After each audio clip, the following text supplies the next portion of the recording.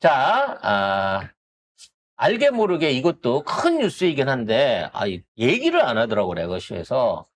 세계 국채 지수라는 데가 있습니다. 이게 이제 돈 많은 나라들끼리 돈을 걷어갖고, 지네들끼리 중장기 투자를 하는 일종의 국제 공익펀드 같은, 공익은 아니네요. 국제적인 펀드 같은 건데, 얘네들이 이제, 세계적인 그 주요 경제 강국들의 국채들을 사갖고 중장기적으로 투자를 해놓는 거예요. 목돈을 굴리는 단체인데, 여기에서 한국의 국채를 편입을 해가지고 한국 국채를 사겠다라고 얘기를 했고요. 실제로 4.4조 원 정도를 순매수를 하기 시작했다고 합니다.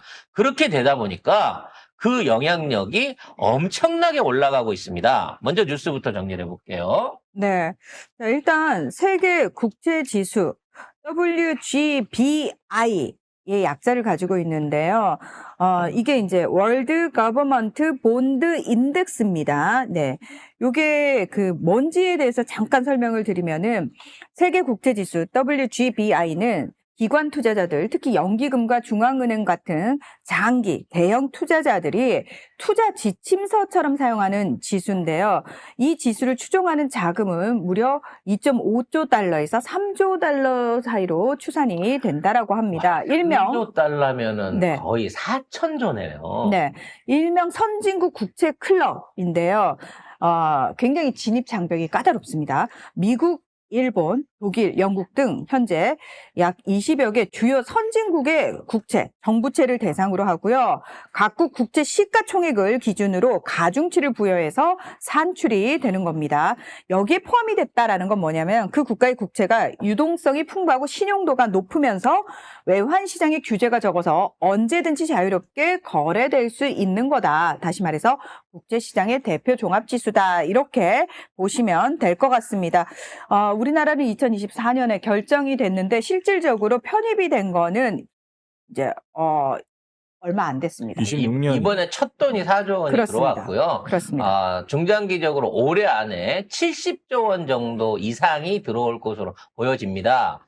이 결정 때문에라도 해외에서 우리나라 국채를 보는 신용도가 확 높아지면서 국채 이자율이 뚝뚝뚝 떨어지면서 3% 미만으로 내려오고 있습니다. 우리나라 국채 이자율 누가 망쳤죠? 윤석열이 네, 윤석열과 강원도지사 김진태가 레고 사태!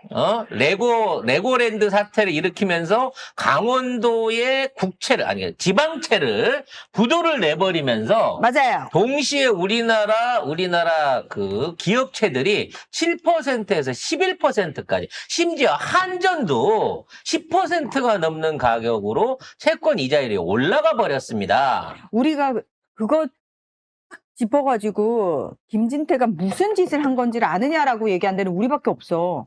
그래서 지금도 우리나라 회사채들이 7%, 8%대의 이자를 물고 지금 회사채를 발행해갖고 이거를 진행을 해야 되기 때문에 기업들이 자금 조달에 어려움을 많이 겪었어요. 근데 뭐 지금 주식시장이 잘 도니까 주식시장 자체를 통해 갖고 앞으로 조달이 쉬워지기도 하겠습니다만 국채지수 편입으로 우리나라 국제 신용도가 올라가면서 그동안 깎아먹었던 기방채라든지 그리고 우리 회사채에 대한 이율도 상대적으로 같이 낮아질 것으로 보이고요. 외국계 기관 투자자들의 유입이 늘어나게 된다는 겁니다.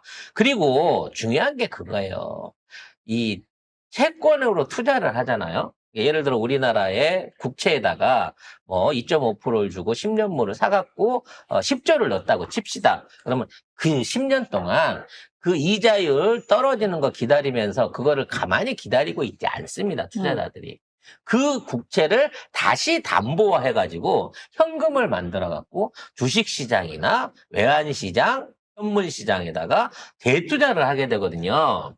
그러니까 이 돈은요, 단순하게 국채로 들어오는 돈뿐만 아니라 국내의 금융상품, 특히 주식시장을 활성화시키는 건전한 외국인 자본으로서 얘네들은 정크로 들어와서 단기로 뽑아먹는 애들이 아니에요.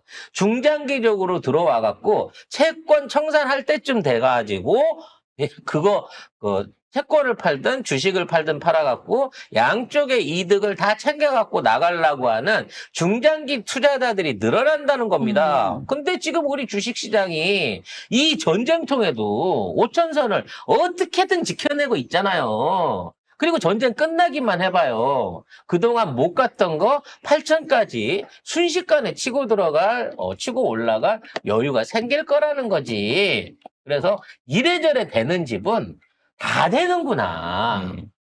정말 대한민국은 대통령 하나 바뀌었을 뿐인데 아무것도 안 한 상태에서 지금 나라가 지난 한 3년 동안 멈춰져 있던 거에 2배, 3배를 지난 300일 동안에 전부 다 복원을 하고 있구나. 이런 생각이 듭니다. 나라가 3년간 멈춰져 있다니요? 아니요. 뒤로 후퇴했죠.